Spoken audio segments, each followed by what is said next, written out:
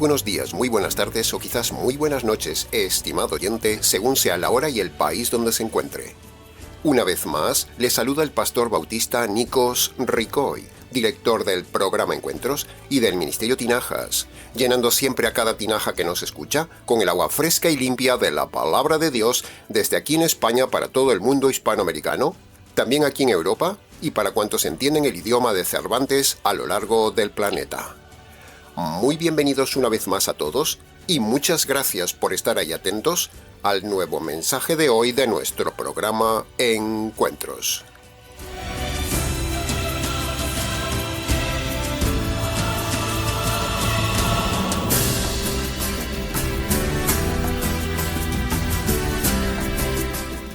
Estamos ya, estimado oyente, en el segundo programa de esta serie de estudios expositivos de este famoso y polémico capítulo 9 de Romanos. Continuaremos hoy con el análisis de los versos 6 al 10, donde estudiaremos, tal como lo haremos en todo el capítulo, dos áreas prácticas. Primero, de estos versículos sacaremos la enseñanza personal que será útil para su vida diaria. Y segundo, estudiaremos en estos versículos la enseñanza doctrinal que será útil para su salvación. Así que, le ruego especial atención, estimado oyente, porque los versículos del capítulo 9 no son sencillos, todo hay que decirlo. Es un capítulo complejo. Y precisamente de esa complejidad se aprovechan las sectas, como por ejemplo los calvinistas, para manipular el contenido y en consecuencia engañar a la gente. Nosotros trataremos de hacerle comprensiblemente sencillo el estudio de este capítulo en cada programa. Y a la vez, derribaremos los argumentos de esta secta. Así que, sin más dilación, como el tiempo corre y el viaje es largo, entremos en materia.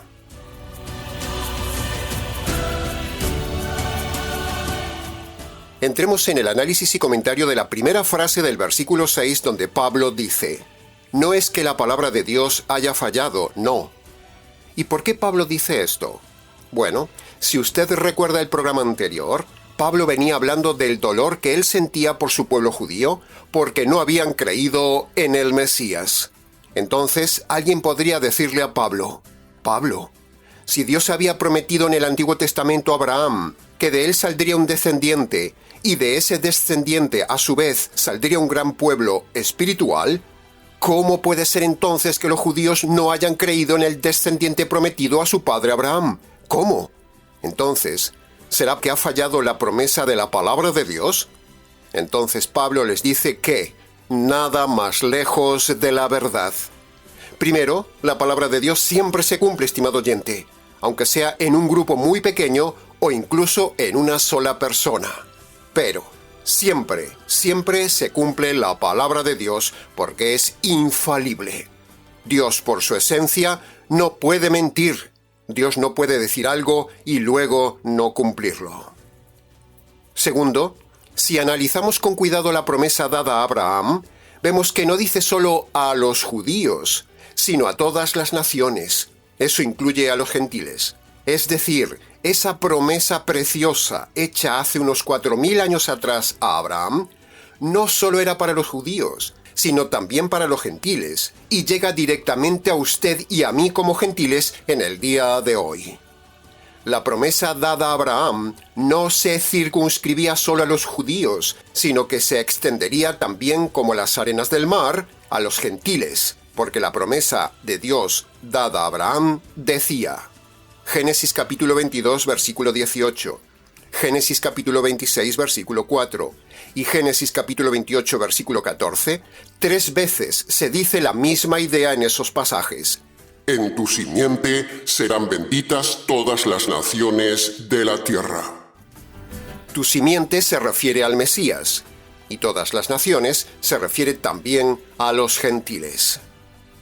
Ahora, juntando todas las piezas de este análisis, lo doblemente maravilloso es que, punto número 1, el Mesías vino. Por lo tanto, Dios cumplió su promesa dada a Abraham, la promesa de darle un descendiente que es el Mesías, el Salvador.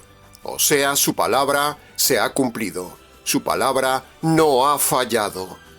Y punto número 2, A pesar de que el pueblo judío no haya recibido al Mesías, hoy en día hay un inmenso potencial de personas en todas las naciones que pueden recibir la bendición de Abraham por medio del Evangelio del Mesías, es decir, la salvación. Así que, si usted está escuchando este mensaje, estimado oyente, es porque se está cumpliendo la promesa dada a Abraham de llegar a todas las naciones. Así se hace fascinante el estudio de la palabra de Dios, viendo el cumplimiento de la promesa de bendición a todas las naciones dada a Abraham. Por lo tanto, Pablo tenía razón. Dios no ha fallado en cumplir su palabra, aunque los judíos hayan rechazado lo prometido, o sea, el Mesías. Hay más personas en otras naciones que sí hemos recibido al Mesías y su Evangelio. O sea, la promesa se ha cumplido en nosotros. Mire qué maravilloso redireccionamiento de estos pasajes dicho hace miles de años, que directamente llegan a usted y a mí por medio del Evangelio del Mesías, la promesa dada a Abraham. De Abraham hasta Israel, de Israel pasa a todo el Imperio Romano, y del Imperio Romano, donde se incluye España, pasa a todo el continente latinoamericano, llegando a usted con la promesa de Abraham por medio de este programa. ¿No le parece fantástico? Así que la palabra de Dios se cumple siempre. Mire cómo ha viajado la promesa de Dios en miles de años hasta usted, estimado oyente. Así se hace precioso el estudio de la palabra de Dios, que siempre se cumple, y que converge siempre en el Mesías y su Evangelio, la gran bendición a las naciones, que conste en acta. El Mesías vino, estimado oyente. El Mesías diseñó el Evangelio, estimado oyente, que es la gran bendición a las naciones. Y el Mesías nos dice lo mismo que le fue dicho a Abraham: id por todas las naciones y predicad la promesa dada a Abraham. El que la reciba se salvará. Esa es la bendición. Y el que la rechace se condenará. Esa es la maldición. Maravilloso montaje de piezas perfectamente engarzado que hemos desglosado para usted. Es cierto que a veces el lenguaje de Pablo es algo difícil, pero con estos programas de Romanos 9 queremos hacer entendible y fácil para usted esta parte maravillosa de la palabra de Dios por medio del método expositivo, el mejor método de estudio para entender la palabra de Dios y para deshacer las mentiras de las sectas, como veremos en los siguientes programas, donde desmontaremos la secta de los calvinistas. Haremos como Pablo, enseñaremos y a la vez derribaremos todo argumento que se levanta contra el verdadero conocimiento de la palabra de Dios. Expositivo significa estudio verso a verso, palabra a palabra, frase a frase. Exegético significa correctamente interpretado. Eisegético significa texto manipulado. Y hermenéutica es el conjunto de leyes que nos ayudan a tener la correcta interpretación de la Biblia. No presumimos con estas palabras, estimado oyente, no, simplemente se las enseñamos para que usted aprenda mejor de la palabra de Dios, pero sí debemos conocerlas. Ahora, para finalizar el estudio de este versículo 6, concluimos que, punto número 1, Dios no falla en su palabra, el que falla es el hombre en su conducta. Punto número 2, usted puede confiar plenamente en la palabra de Dios, su palabra siempre se cumple. Y punto número 3, usted puede ser hoy beneficiario de esa bendición prometida un día a Abraham, si usted se acoge al Evangelio del Mesías, la simiente de Abraham.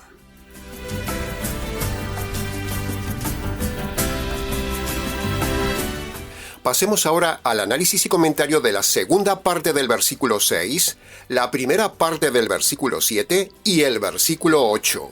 3 ideas o 3 formas diferentes de decir lo mismo que usted tiene en pantalla. Estas 3 ideas significan lo mismo, estimado oyente. Significan que, Por mucho que uno esté inmerso en un lugar religioso y físico, por mucho que usted haya cumplido con ritos o ceremonias externas de una iglesia o religión, por mucho que usted sea de una familia religiosa, por mucho que usted esté en una religión por años, eso no lo hace a usted espiritual, ni convertido, ni hijo de Dios. Esa es la enseñanza contundente para nosotros hoy en estos 3 pasajes. Repasemos cada uno de ellos. En el verso 6 se nos dice que los judíos creían que, por ser del pueblo de Israel, automáticamente ya eran verdadero pueblo espiritual de Dios y que Dios los veía como a sus hijos. Pero nada más lejos de la verdad, dice Pablo.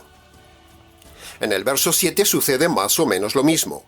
Los judíos creían que, por ser de la genealogía familiar de Abraham, ya por eso se creían espirituales e hijos de Dios, pero nada más lejos de la verdad. Y por último, en el versículo 8 está la misma idea. Ahora, cuando Pablo se refiere a carne, eso se refiere a lo físico, a lo ritual, a lo nacional, a lo eclesial, a lo externo. Porque los judíos se creían que eran auténticos hijos de Dios por pertenecer a la nación física de Israel, sin importar su conducta ni su fe, ni tener en cuenta la conversión. Pero el verso 8 dice que ser verdadero y auténtico hijo de Dios judío solo se es por medio de creer la promesa de la palabra de Dios. Los judíos creían que de Abraham vendría el Mesías, pero ellos no creyeron en el Mesías, sino que lo rechazaron. Por lo tanto, no eran hijos de la promesa de Abraham porque no se estaban agarrando a esa promesa. Por eso, Dios no los considera hijos de Dios. Por eso Pablo les dice también que lo externo y ritual no les vale de nada ante Dios, sino que Dios los rechaza y los ve como perdidos, no como hijos de Dios. Los judíos confiaban que lo físico, que lo externo de la religión, o que pertenecer simplemente a la nación de Israel, eso ya los hacía hijos de Dios. Pero no es así, dice Pablo. Los religiosos del tiempo de Jesús también presumían que eran hijos espirituales de Abraham. Se lo dijeron a Jesús. Pero Jesús les hizo ver que eso era mentira. Porque si en verdad fueran hijos espirituales de Abraham, o sea, verdaderos hijos de Dios, hubieran creído en él que él era el Mesías, porque Abraham habló de él. Así que Jesús, de forma más radical que Pablo, les dice a los religiosos de su día que no son hijos de Abraham, ni son hijos de Dios, sino que más bien los llama hijos del diablo. Eso lo dice Juan capítulo 8, versículo 43. ¡Wow! ¡Qué verdad tan fuerte! De la misma manera, así sucede en el día de hoy. Miles de personas religiosas se creen que son cristianos, se creen que son hijos de Dios, se cree que son convertidos porque van a una iglesia, porque fueron físicamente bautizados, por pertenecer a una congregación, por haber hecho una oración de fe, por cumplir las 4 leyes espirituales, por aceptar a Jesús en el corazón, por estar cumpliendo el sábado, por creer en Jesús como Señor y Salvador, por pertenecer a una congregación de familia cristiana, por tener unos padres religiosos, por haber sido circuncidados, por hacer vigilias, por hacer ayunos, por dar diezmos, por cumplir las fiestas judías, por hacer obras buenas, por hablar en lenguas, por pertenecer a una determinada iglesia y un largo etcétera. Todo esto es algo externo, es algo carnal, como dice Pablo en el versículo 8. Pero todo esto no hace a nadie hijo de Dios. Esta es la tremenda enseñanza y aplicación que sacamos de estos versículos 6, 7 y 8 para el día de hoy. Tremenda aplicación, tremenda enseñanza actual, vigente y potente, similar a lo que sucedía en aquellos días. Todo esto hace que la palabra de Dios sea veraz y tremendamente actual. En resumen final de estos pasajes, a los judíos los hace hijo de Dios solamente creer en la promesa de Abraham, es decir, creer que Jesús es el Mesías. Y a nosotros, los gentiles, nos hace hijo de Dios creer en el Evangelio del Mesías.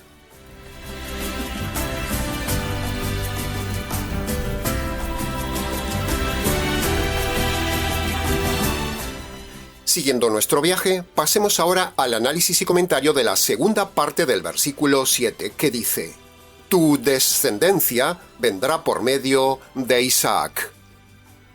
Dios le dio a Abraham dos promesas, estimado oyente. Primero, como dijimos antes, le prometió que por medio de Isaac vendría el Mesías a su pueblo y a las naciones.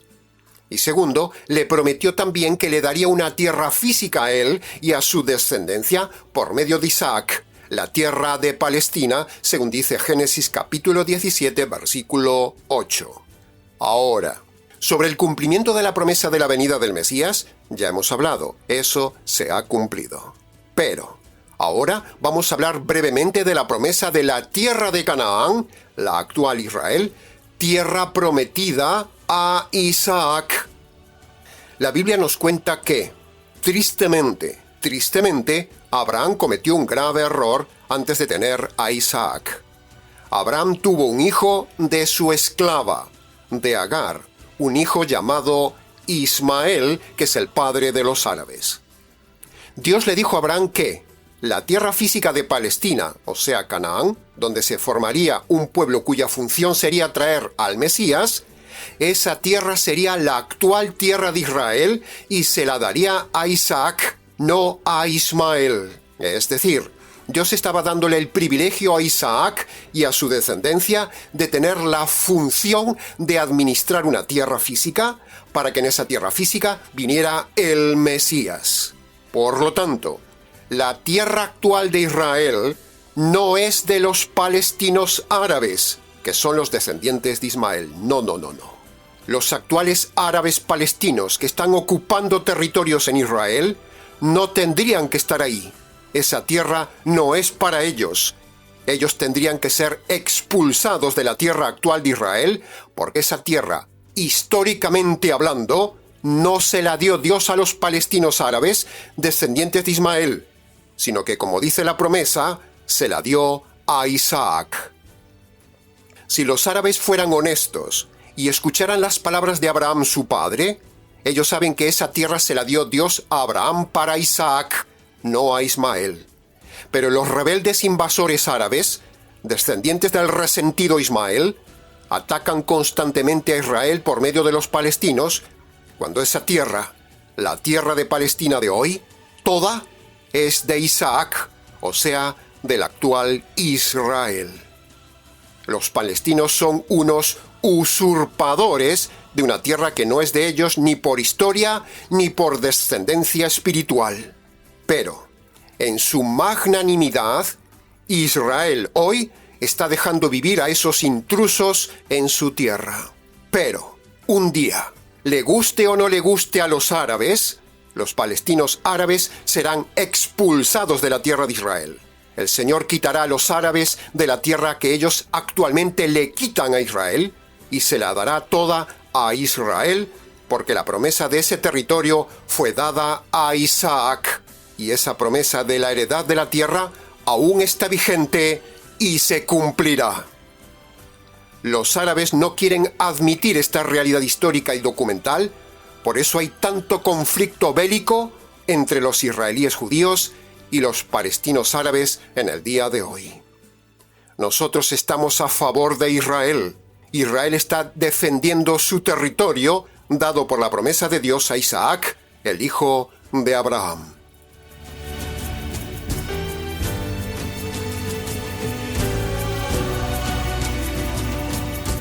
Bien, no estamos aquí para hablar de política ni de geopolítica, pero estamos aquí para aprovechar este pasaje de Pablo para posicionarnos nosotros totalmente a favor de Israel y en contra de los palestinos árabes, que son unos usurpadores e invasores de una tierra que no fue dada a ellos, porque Ismael fue enviado lejos de la actual tierra de Israel. Lo que no se dan cuenta los árabes es que Israel está protegido por la promesa de Dios dada a Isaac hasta el fin del mundo, para que Israel vuelva a ser un día un reino glorioso para siempre, gobernado por el Mesías, el Rey, el descendiente de Isaac.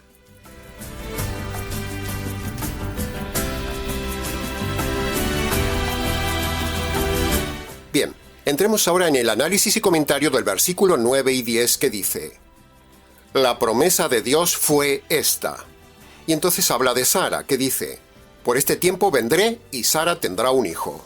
Y hablando de Rebeca dice: Concibió de Isaac.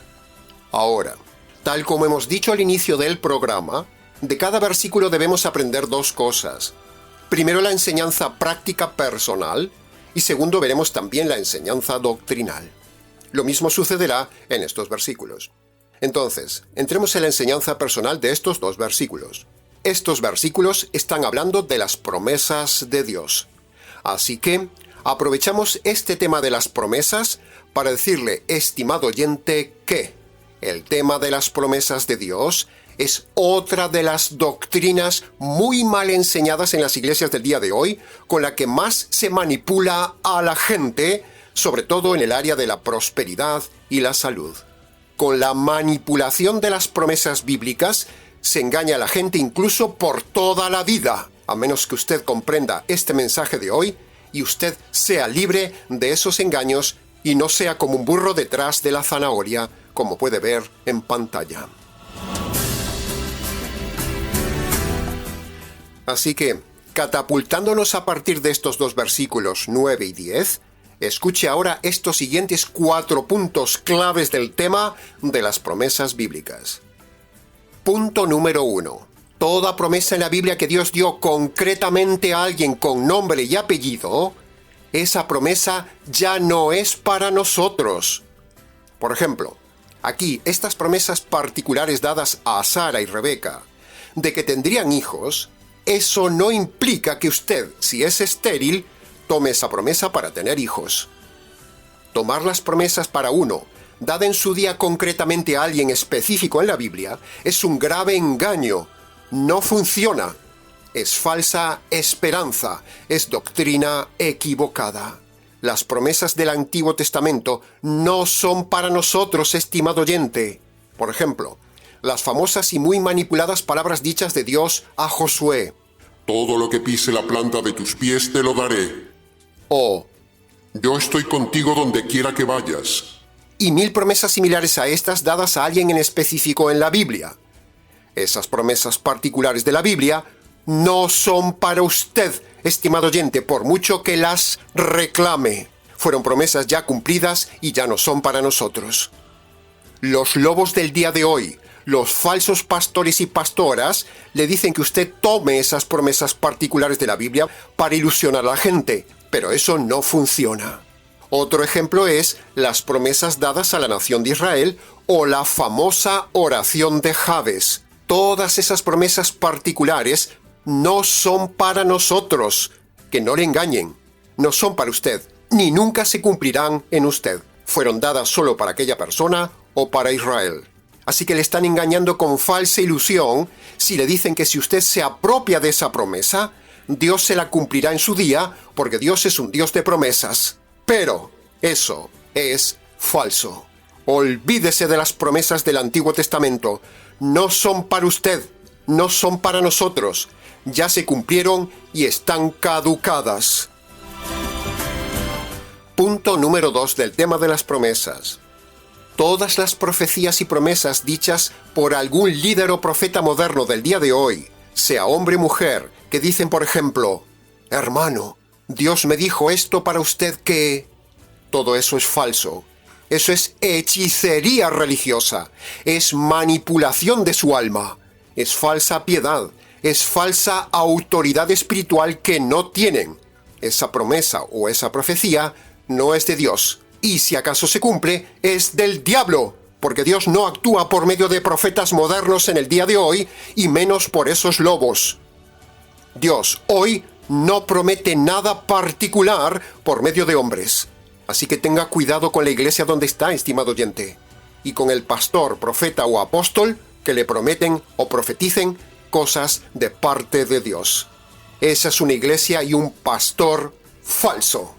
Márchese de ahí para no hacerse cómplice de esos pecados.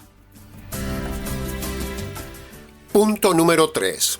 En el día de hoy no vivimos bajo el pacto condicional que tenía Dios con Israel, que decía: Israel, Si obedeces, si cumples, si oras, si me buscas, si ayunas, si te humillas, si eres fiel a mí, yo te bendeciré. Ese pacto condicional no es para la iglesia, estimado oyente. La iglesia no tiene pacto condicional. Se lo repito, la iglesia no tiene pacto condicional. Cuando le hacen tomar promesas del antiguo pacto, le están aplicando un pacto caducado que no es para usted. El pacto condicional era solo para Israel. Así que cuando un pastor o pastora o cantante le hable de que Dios es un Dios de pactos y un Dios de promesas, y por lo tanto le animan a tomar una promesa del Antiguo Testamento, ese cantante o pastor le está engañando, porque le están aplicando el pacto condicional de Israel a la iglesia. La iglesia no tiene pacto condicional de parte del Señor Jesús. Primero, si usted toma una promesa del Antiguo Testamento, como ya hemos dicho, eso es errado. Segundo, si no se cumple, no es por falta de fe. Y tercero, si algo se cumple, es porque se lo hizo cumplir el diablo, que también tiene poderes, porque Dios no va a hacer algo que está caducado. Dios le estaría engañando. Por lo tanto, tomar una promesa del Antiguo Testamento es la historia de la zanahoria puesta delante del burro, como tiene en pantalla. Ese es el gran engaño de los pastores del día de hoy con las promesas de Dios que le dicen que ore, hermano, reclame, tenga fe, tome la promesa del Dios de pactos. Dios es un Dios de pacto y de promesas, hermano. La fe todo lo puede. Todo eso es una mentira. Cuando le dicen que tome por fe una promesa de la Biblia y la reclame, le están ilusionando engañosamente como un burro detrás de una zanahoria. Y si se fija bien, la grandísima mayoría de pasajes que toman los lobos para engañarle e ilusionarle con promesas bíblicas son promesas precisamente tomadas del Antiguo Pacto, del Antiguo Testamento. Pero esas promesas, como ya hemos dicho, no son para la iglesia, ya están caducadas. Y mucho menos son promesas para un inconverso, que es lo que hay en el 99% de las iglesias del día de hoy, llenas de inconversos materialistas. Reciba esto que le decimos, estimado oyente. No se ilusione con las promesas de la Biblia y no se deje engañar. No busque las promesas de prosperidad, busque la promesa de salvación. Y precisamente el punto número 4 del tema de las promesas es ese. La única promesa que siempre se cumple es la promesa de salvación. Cuando usted obedece las dos condiciones del Evangelio de salvación, entonces sí, Dios cumple la promesa de perdonar sus pecados, la promesa de salvarle por la eternidad y la promesa de darle un día la herencia material en el reino de los cielos. La promesa de salvación es la única que siempre se cumple. Agárrese a ella, estimado oyente. Ahora, para terminar, pasemos a la enseñanza doctrinal que hay en los versículos 9 y 10. Es curiosísimo ver que las esposas de Abraham, Isaac y Jacob, las tres eran estériles. Ninguna podía tener hijos. Su incapacidad de tener hijos era una función que solo se la podía dar Dios. Y con ello Dios nos quería mostrar que Él era el que estaba en control de la función de la línea mesiánica y que Dios le da la función de continuar la línea mesiánica a quien quiera. ¿Se ha dado cuenta cuántas veces he usado la palabra función? Pues lo hemos hecho deliberadamente, estimado oyente, porque es la enseñanza que está subyacente en el pasaje del versículo 9 y 10 y también en todo el capítulo 9 de Romanos. En todo el capítulo 9 se habla de funciones, no de salvaciones. En este capítulo, verso a verso, tema a tema, personaje a personaje, en todo el capítulo se nos está mostrando que la elección soberana de Dios está relacionada con funciones, no con la salvación, como dicen los calvinistas. Aquí, en el capítulo 9, no se ve que Dios salve a nadie, ni siquiera se habla de salvación. Y aquí, en los versos 9 y 10, se ve que Punto número 1. Dios elige 3 mujeres estériles para la función de la línea mesiánica. Punto número 2. Dios no elige a los primogénitos, sino que elige varones menores para la función de la línea mesiánica. Y punto número 3. Aprendemos que Dios elige a los judíos, no a los gentiles, para la función de la línea mesiánica. ¿Lo puede ver? Funciones, funciones, funciones. Solo se ven funciones en el capítulo 9. La enseñanza que los necios calvinistas no ven aquí, en el capítulo 9, es que en el capítulo 9 subyace la elección incondicional de Dios para funciones, pero no hay elección soberana de Dios para salvación. Los calvinistas confunden la elección de Dios para una función, la confunden con la elección de Dios para salvación. Lo repetiremos hasta el cansancio, hasta el final de esta serie, que conste en acta.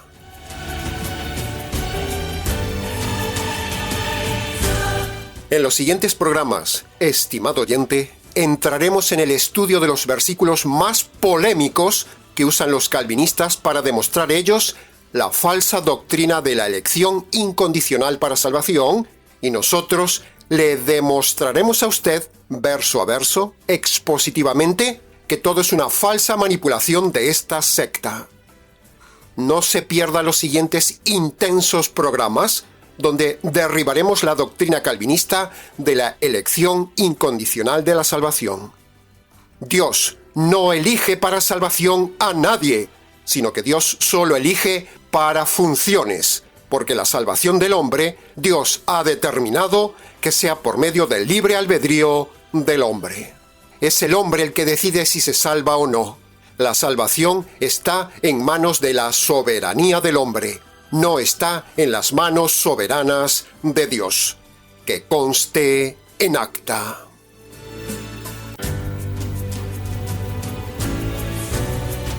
Y hasta aquí, estimado oyente, con el nuevo e intenso programa del día de hoy en el segundo mensaje de la serie expositiva de Romanos capítulo 9.